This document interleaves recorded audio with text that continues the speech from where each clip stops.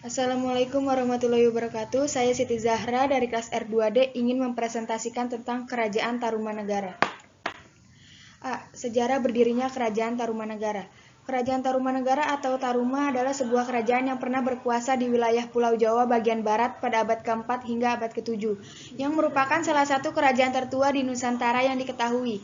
Kerajaan Tarumanegara didirikan oleh Raja Diraja Guru Jaya Sinawarman pada tahun 358, yang kemudian digantikan oleh putranya Darmayasawarman pada tahun 382 sampai 395. Berikut adalah nama raja-raja Kerajaan Tarumanegara. Yang pertama ada Raja Jaya Singawarman dari tahun 358 sampai dengan 382. Yang kedua ada Raja Darmayawarman dari tahun 382 sampai 395. Yang ketiga ada Raja Purnawarman dari tahun 395 sampai 434. Yang keempat ada Raja Wisnuwarman dari tahun 434 sampai dengan 455. Yang kelima ada Raja Indrawarman dari tahun 455 sampai 515. Yang keenam ada Raja Candrawarman dari tahun 515 sampai dengan 535. Yang ketujuh ada Raja Suryawarman dari tahun 535 sampai 561. Yang kedelapan ada Raja Kertawarman dari tahun 561 sampai 628.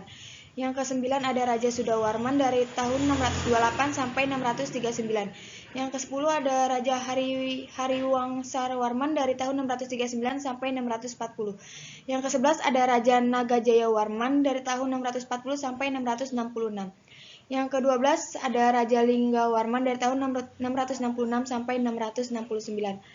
Di sini kita bisa lihat foto dari Kerajaan Tarumanegara. Dalam catatan, Kerajaan Tarumanegara adalah kerajaan Hindu beraliran Wisnu.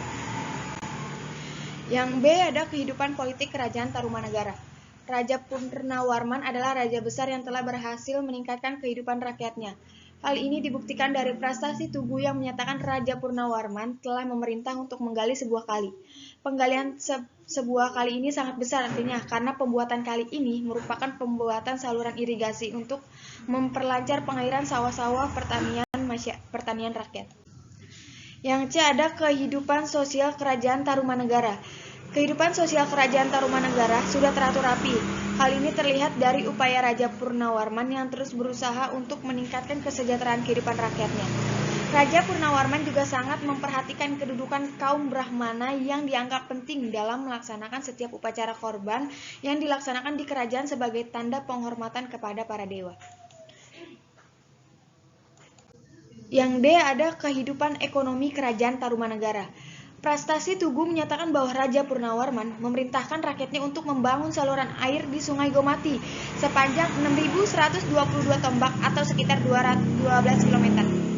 Pembangunan terusan ini mempunyai arti ekonomis yang besar bagi masyarakat karena dapat dipergunakan sebagai sarana untuk mencegah banjir di saat musim penghujan.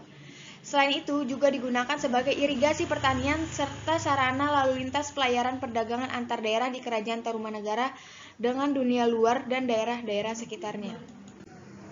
Yang E ada kehidupan budaya Kerajaan Tarumanegara. Dilihat dari teknik dan cara penulisan huruf-huruf dari prestasi-prestasi yang ditemukan sebagai bukti kebesaran Kerajaan Tarumanegara, dapat diketahui bahwa tingkat kebudayaan masyarakat pada saat itu sudah tinggi. Selain sebagai peninggalan budaya, keberadaan prestasi-prestasi tersebut menunjukkan telah berkembangnya kebudayaan tulis-menulis di Kerajaan Tarumanegara. Yang F ada masa kejayaan Kerajaan Tarumanegara. Masa kepemimpinan Raja Purnawarman dianggap sebagai masa kejayaan Kerajaan Tarumanegara.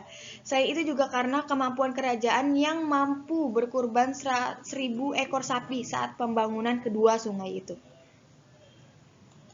Dan yang D, runtuhnya Kerajaan Tarumanegara. Runtuhnya Kerajaan Tarumanegara tidak diketahui secara lengkap karena prestasi yang ditemukan sebagian hanya menyampaikan berita saat pemerintahan Raja Purnawarman dan sisanya belum dapat ditafsirkan secara lengkap. Tarumanegara sendiri hanya mengalami masa pemerintahan 12 orang raja pada di tahun 669 Masehi. Linggawarman, Raja Tarumanagara terakhir, digantikan menantunya yaitu Tarusbawa. Tarusbawa, kekuasaan Tarumanegara berakhir dengan beralihnya tahta kepada Tarusbawa karena Tarusbawa pribadi lebih menginginkan untuk kembali ke kerajaannya sendiri, yaitu Sunda yang sebelumnya berada dalam kekuasaan Tarumanagara. Atas pengalihan kekuasaan ke Sunda ini, hanya Galuh yang tidak sepakat dan memutuskan untuk berpisah dari Sunda yang mewarisi wilayah Tarumanagara. Oke, sekian presentasi dari saya. Kurang lebihnya mohon maaf. Wassalamualaikum warahmatullahi wabarakatuh.